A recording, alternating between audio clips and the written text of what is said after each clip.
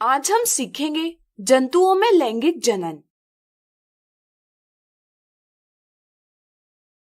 हम जानते हैं कि लैंगिक जनन में दो जनक यानी पेरेंट भाग लेते हैं। लैंगिक जनन के दौरान नर युग्मक यानी मेल गैमेट तथा मादा युग्मक यानी फीमेल गैमेट का निषेचन यानी फर्टिलाइजेशन होकर युग्मनज यानी जाइगोट उत्पन्न होता है तथा यह विकसित होकर नए जीव में परिवर्तित होता है। चलिए आज मानव में लैंगिक जनन को समझें। लैंगिक जनन में जनकों की लैंगिक परिपक्वता यानी सेक्सुअल मैच्योरिटी आवश्यक होती है। मानव में जैसे जैसे आयु बढ़ती है, शरीर में अनेक परिवर्तन आते हैं, जैसे लंबाई और भार बढ़ना। ये केवल शारीरिक परिवर्तन है। लैंगिक परिपक्वता के संदर्भ में लड़के और लड़कियों में 10 से 14 वर्ष की आयु में विभिन्न बदलाव आते हैं, जैसे दोनों में शारीरिक सौष्ठव यानी अपीयरेंस ऑफ बॉडी बदलता है। जननांग और लैंगिक जनन के लिए सहायक विभिन्न ऊतक विकसित होते हैं। लैंगिक परिपक्वता के विभिन्न लक्षण दिखाई देते हैं, जैसे पैर एवं हाथ पर महीन रोम का आना, कांख एवं जांघों के मध्य जननांगी क्षेत्र में बाल गुच्छ आना, त्वचा का अक्सर तेलीय होना तथा त्वचा पर मुहासे यानी पिंपल्स का आना इत्यादि।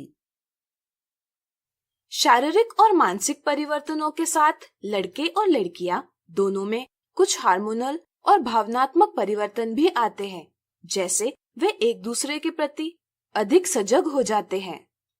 इस दौरान कुछ ऐसे बदलाव भी आते हैं जो लड़के और लड़कियों में भिन्न होते हैं, जैसे लड़कों में चेहरे पर दाढ़ी मूंछ निकल आती है, आवाज फटने लगता है, दिवा स्वप्न अथवा नींद में शीश्न विवर्धित यानी एनलार्ज तथा ऊर्ध्व होता है इत्यादि। इसी तरह लड़कियों में स्तन के आकार में वृद्धि होती है, स्तनाग्र की त्वचा का रंग गहरा होता है एवं रजोधर्म यानी मेंस्ट्रुएशन की शुरुआत होती है इत्यादि। ध्यान रहे, ये बदलाव समय के साथ धीमी गति से होते हैं। सभी व्यक्तियों में ये बदलाव भिन्न आयु में होते हैं तथा किसी व्यक्ति में सभी बदलाव एक साथ नहीं होते, वे समय के साथ मंद गति से होते हैं। जन्म से लेकर किशोरावस्था तक शरीर मुख्यतः शारीरिक वृद्धि को प्राथमिकता देता है, लेकिन किशोरावस्था के प्रारंभिक वर्षों में जैसे जैसे शारीरिक वृद्धि की दर धीमी होती जाती है, जनन ऊतकों का परिपक्व होना प्रारंभ होता है। किशोरावस्था यानी एडोलेसेंस की इस अवधि को यौवनारंभ यानी प्यूबर्टी कहते हैं।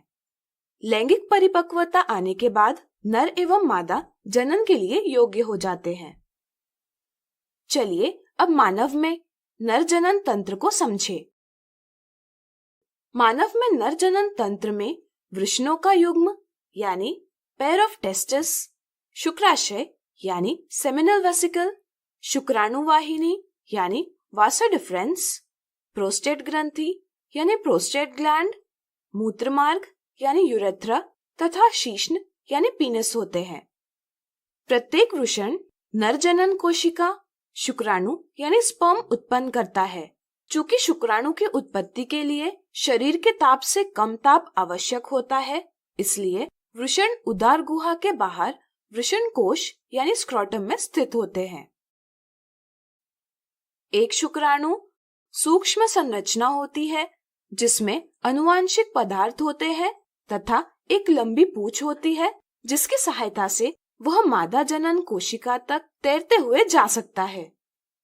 वृषणों द्वारा टेस्टोस्टेरोन हार्मोन भी उत्पन्न किया जाता है, जो शुक्राणु के उत्पादन का नियंत्रण करता है। साथ ही साथ लड़कों में यौवन अवस्था के लक्षणों को भी नियंत्रित करता है।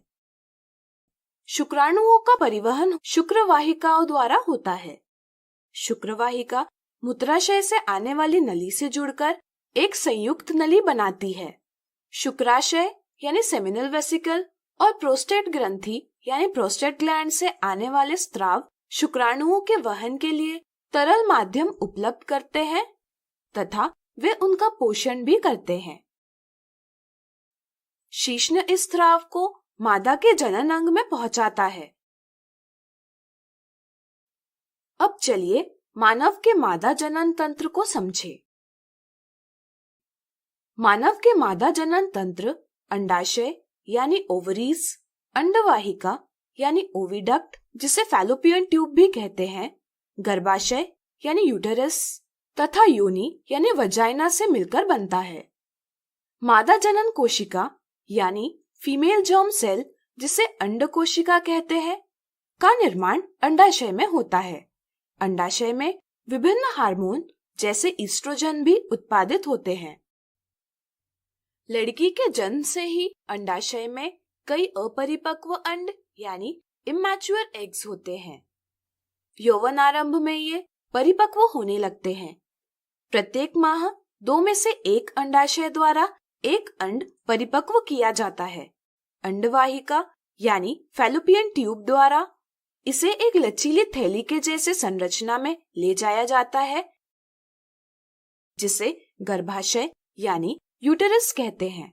बेलन के आकार जैसी ग्रीवा यानी सर्विक्स से गर्भाशय और योनि यानी वजाइना को जोड़ा जाता है। मानव नर और मानव मादा के मैथुन के समय नर के शरीर से शुक्राणुओं का योनि में परिवहन होता है। शुक्राणु ऊपर की ओर जाते हुए अंडवाहिका तक पहुंच जाते हैं। अंडवाहिका में शुक्राणु और अंडकोशिका का संलयन यानी फ्यूजन हो सकता है। इसे हम निषेचन यानी फर्टिलाइजेशन कहते हैं। इससे निषेचित अंड यानी युग्मनज यानी जाइगोट उत्पन्न होता है। युग्मनज का अनेक बार विभाजन होकर 4-5 दिनों में कोरकपुटी यानी ब्लास्टोसिस्ट एक गेंद जैसी संरचना बनती है। इसे हम भ्रूण यानी एम्ब्रियो कहते हैं। इसके बाद गर्भाशय में भ्रूण की स्थापना होती है जहां वह विकसित होता है। इसके लिए गर्भाशय की भित्ति में एक तश्तरी के जैसी संरचना विकसित होती है जिसे हम अपरा या प्लासेंटा कहते हैं। प्लासेंटा भ्रूण से नाभि रज्जु यानी अम्बिलिकल कॉर्ड द्वारा जोड़ी जाती है। नाभि रज्जु की सहायता से प्लासेंटा भ्रूण को ग्लूकोज, ऑक्सीजन तथा आवश्यक पदार्थों की आपूर्ति करता है। इसी तरह भ्रूण द्वारा उत्पन्न कार्बन डाइऑक्साइड और अन्य उत्सर्जित अविशिष्ट पदार्थों को बाहर निकालता है। गर्भावस्था के पश्चात लगभग 9 महीने में गर्भ पूर्ण रूप से विकसित हो जाता है तथा प्रसव के लिए तैयार हो जाता है।